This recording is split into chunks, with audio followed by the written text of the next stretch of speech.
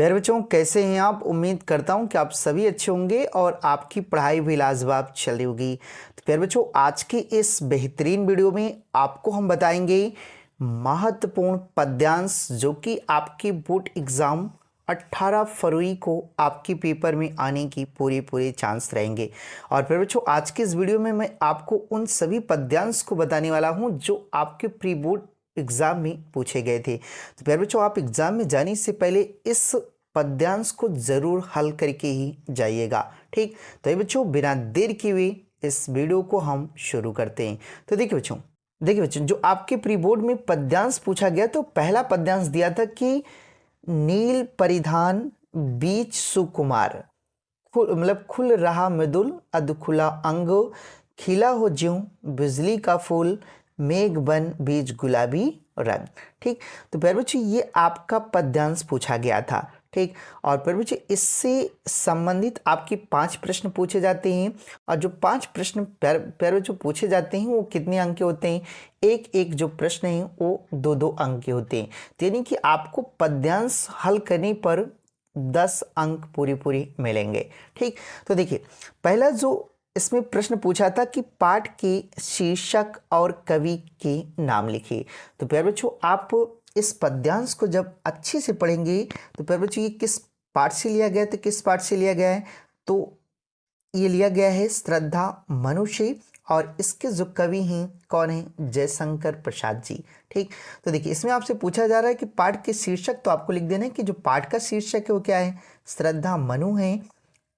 और कवि के नाम, तो कवि का जो नाम है वो क्या है? जयशंकर प्रसाद जी। ठीक, तो ये आपका पहले प्रश्न का उत्तर हो जाएगा।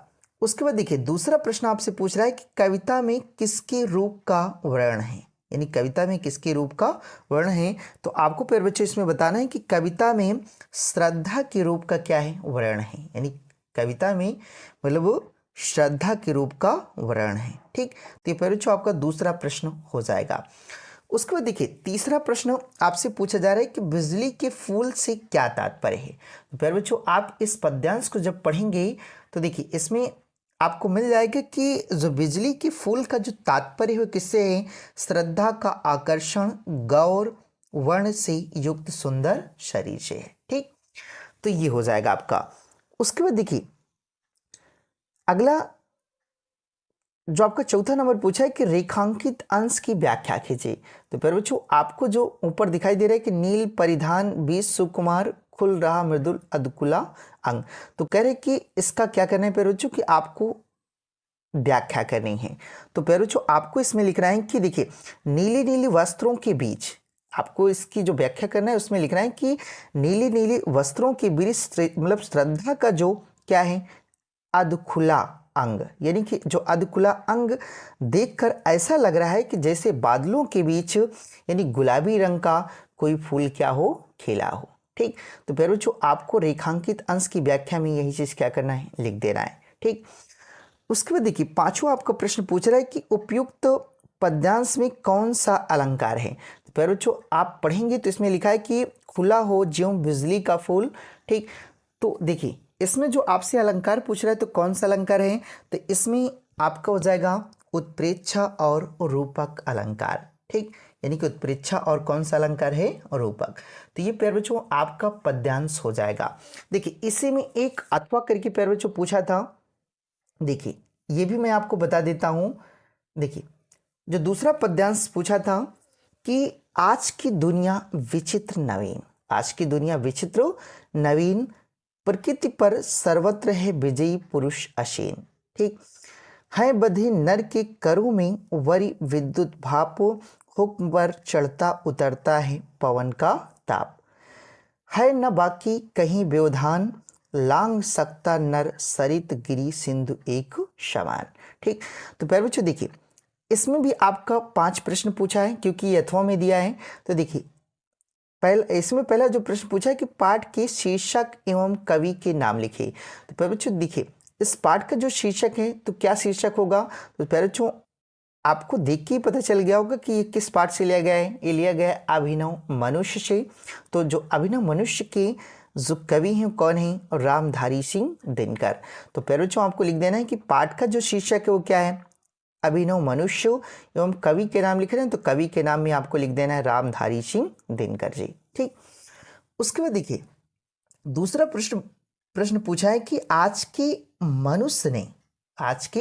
मनुष्य ने किस किस पर विजय प्राप्त कर ली, यानी कि जो आज का मनुष्य है यानी कि उसने किस किस पर विजय प्राप्त कर ली है। तो प्यारे बच्चों देखिए जब आप इस पद्यांश को पढ़ेंगे तो आपको यहाँ देखिए मिलेगा कि जो आज का मनुष्य वो किस किस पे वरी मतलब जल पर भी, देखिए जल पर भी क्या के लिए विजय प्राप्त के लिए, विद्युत यानी कि विद्युत पर भी विजय प्राप्त कर लिए, भाप यानी भाप पर भी विजय प्राप्त कर लिए, पवन यानी और किस पे यानी पवन पर भी उसने विजय प्राप्त कर ली है। और देखिए यहाँ लिखा है कि सरित मतलब नदियों पर भी, गिरी पहाड़ों पर भी, सिंधु और समुद्र पर भी उसने क्या कर ली है, विजय प्राप्त कर ली है। ठीक, प्रभु जी ये आपको क्या करना है, लिख देना है। उसके बाद देखिए अगला इसमें प्रश्न पूछा था कि किसके हुक्म पर पवन का ताप चढ़ता उतरता है। ठीक, तो प्यारे बच्चों आप देख सकते हैं कि हुक्म देखिए यहाँ पे बधी नर के करों में वरी विद्युत भाप हुक्म पर चढ़ता उतरता है पवन का ताप। तो किसके हुक्म पर चढ़ता उतरता है प्यारे बच्चों, तो आपको लिखना है कि मनुष्य के हुक्म पर।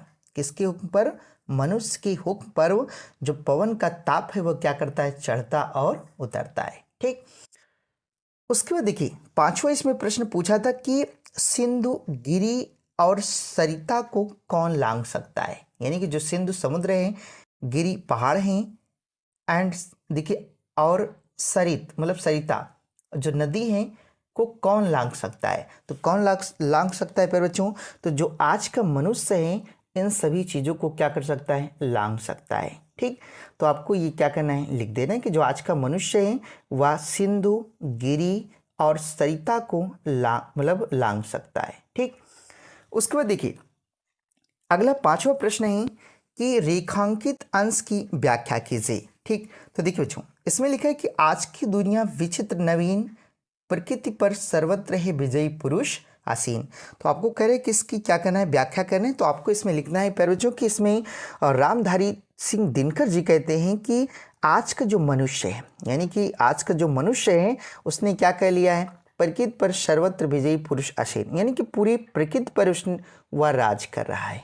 ठीक, यानी कि जो मनुष्य है वह पूरी प्रकृति पर उसने अपना आधिपत्य जमा लिया है या कह लें कि राज कर रहा है।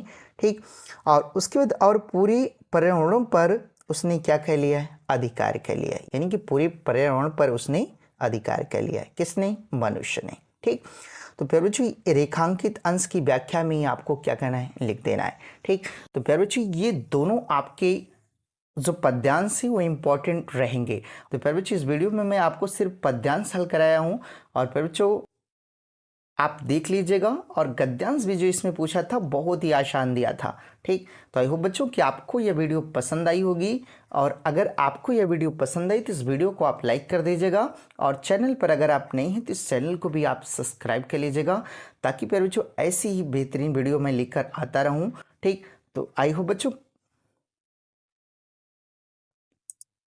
तो प्यारे बच्चों मिलते हैं किसी नेक्स्ट वीडियो के साथ, तब तक के लिए जय हिंद।